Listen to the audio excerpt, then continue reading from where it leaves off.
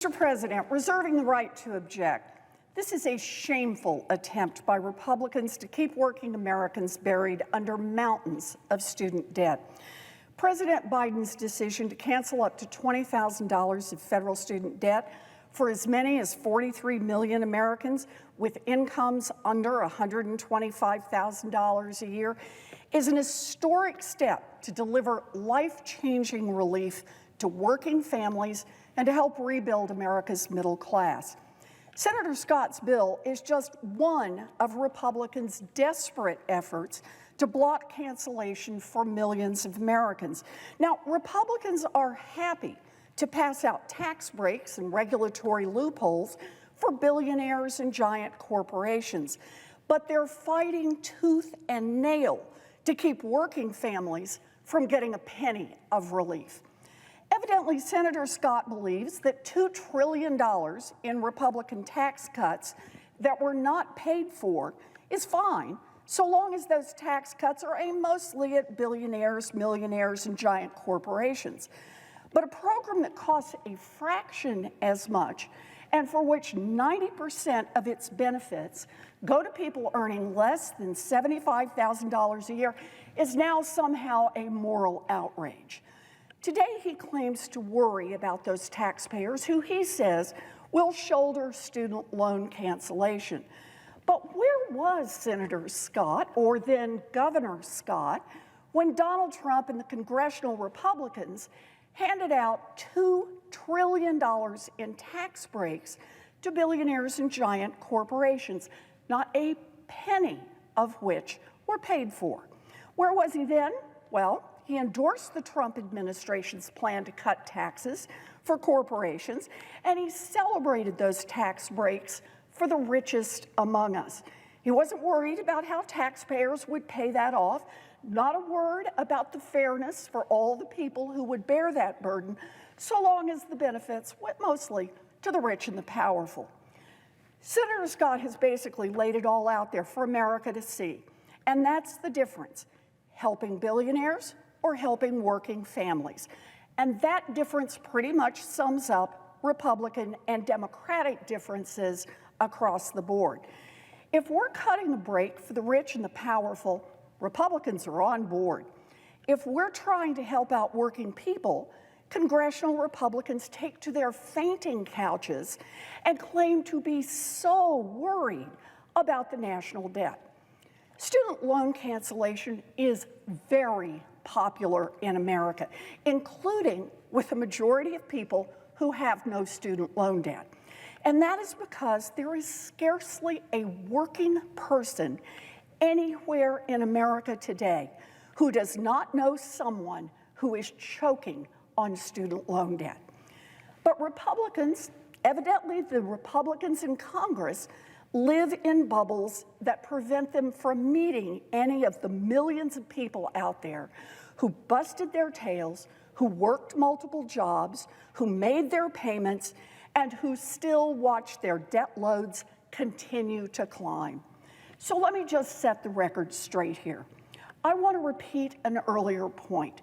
Nearly 90% of relief dollars from President Biden's cancellation will go to Americans earning less than $75,000 a year, and none of the help goes to people making more than $125,000 a year. Now, actually, those numbers shouldn't be shocking.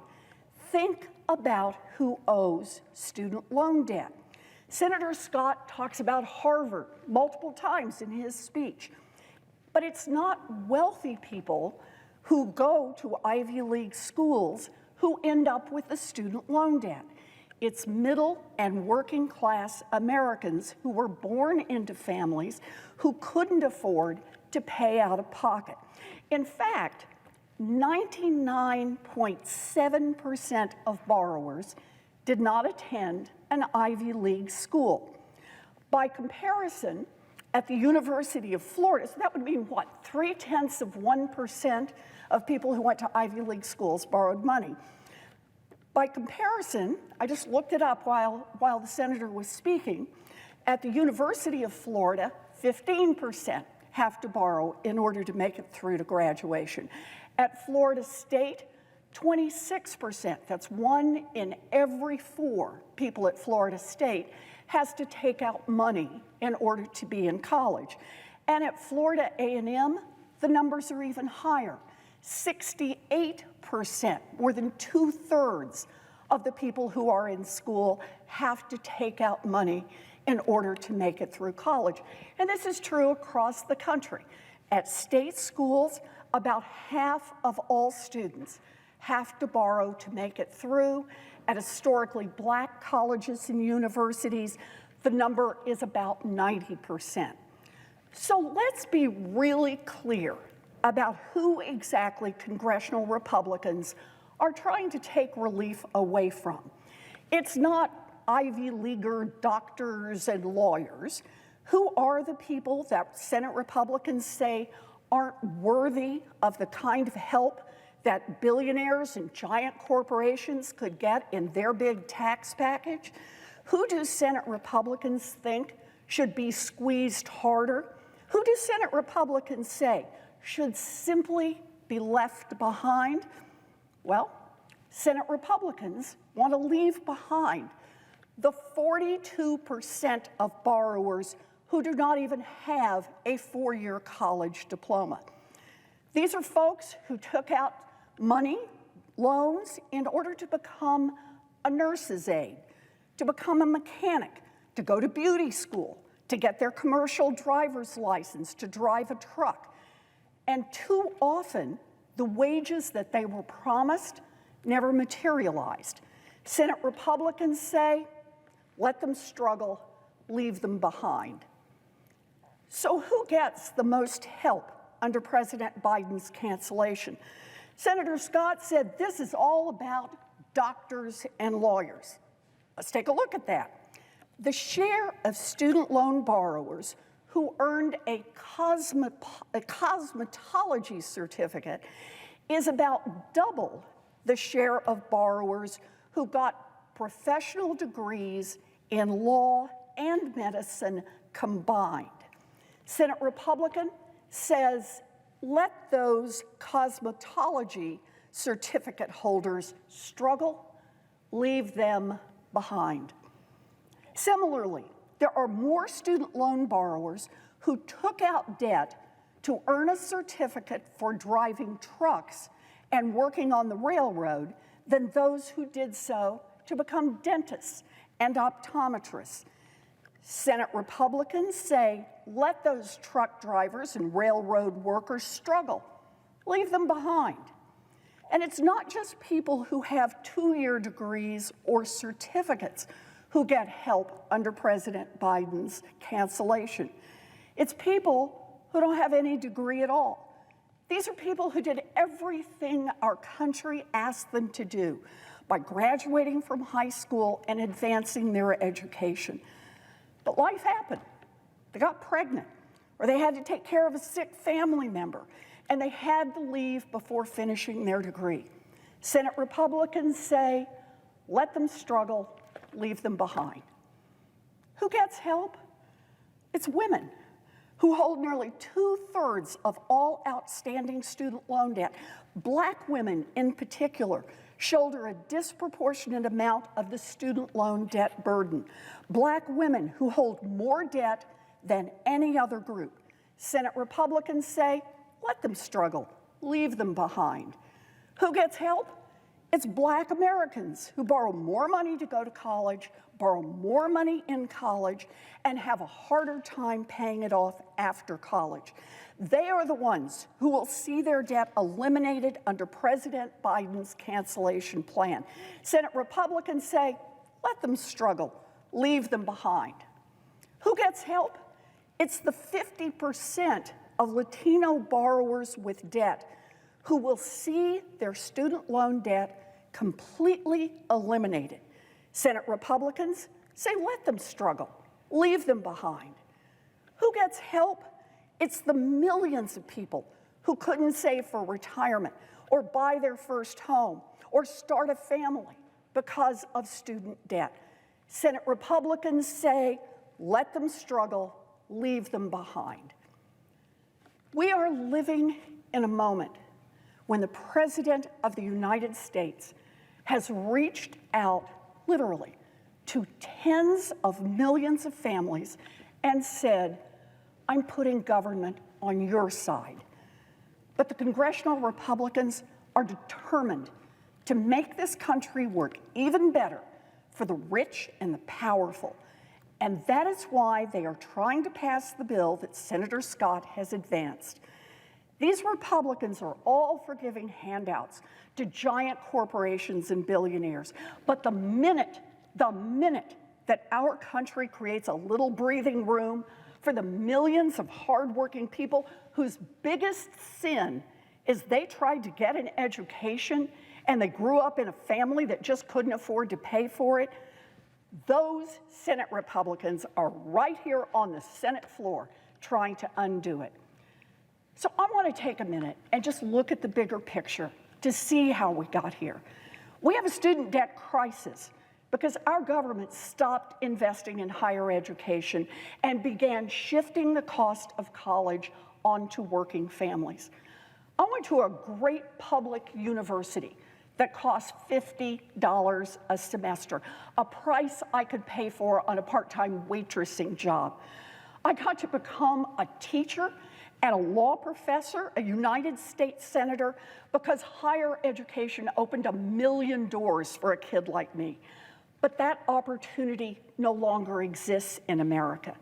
Today, college costs thousands, even tens of thousands of dollars.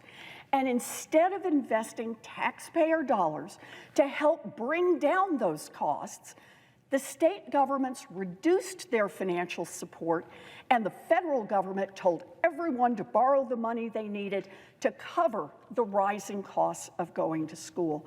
And that has left millions of Americans drowning in student loan debt. What's worse, families have had to navigate a broken student loan system riddled with bad actors who are trying to take advantage of and profit off keeping them in debt. During the Trump years, Betsy DeVos, the Secretary of Education, threw in with the for-profit schools. And when students who had been cheated asked for some help, she turned her back. I have long pushed for more accountability and more oversight to bring down the cost of college and to make higher education and training programs more accessible. I have a plan for that. In fact, I have more than one plan for that, and I welcome any Republican to join me in helping make any of these options reality. But cancellation is the first step to fixing a broken student loan system and to delivering relief to families that have been trapped in it for far too long. One final point. The president's plan to cancel student debt will make a huge difference for tens of millions of Americans in their day-to-day lives. But it will do so much more. Debt cancellation is about strengthening our whole economy. Better educated workers make us a wealthier nation and one with more opportunity, not just for those at the top, but more opportunity for everyone. Just consider one example. Following World War II, a grateful nation said to returning GIs that taxpayers would pick up the cost of college and technical training. More than 2 million veterans went to college or graduate school, and nearly 6 million used this opportunity to pursue vocational training to become construction workers, electricians, mechanics, and other careers. Together, these men, and they were nearly all men, built America's middle class. Taxpayer investments in post-high school education meant that millions of people were better educated, and they helped fuel an economic boom that lasted for decades and lifted this entire nation. And it was a bargain. Every dollar that was spent on educating our veterans generated $7 to taxpayers. And that is not even accounting for the significant boost to productivity from a more educated population. Just think about that. A 7-to-1 payoff for investing in higher education for all our people. As President Biden saw something that he could do to help tens of millions of Americans struggling under the weight of student debt and invest in the future of our economy. So he did it. Debt cancellation was the right thing to do. And that is why the majority of Americans, with or without loans, support cancellation. I'm celebrating because cancellation will provide life-changing relief for working families across this country. And that is why I object to the Senate Republicans' shameless attempt to deny people the relief they need. Thank you, Mr. President. I yield the floor.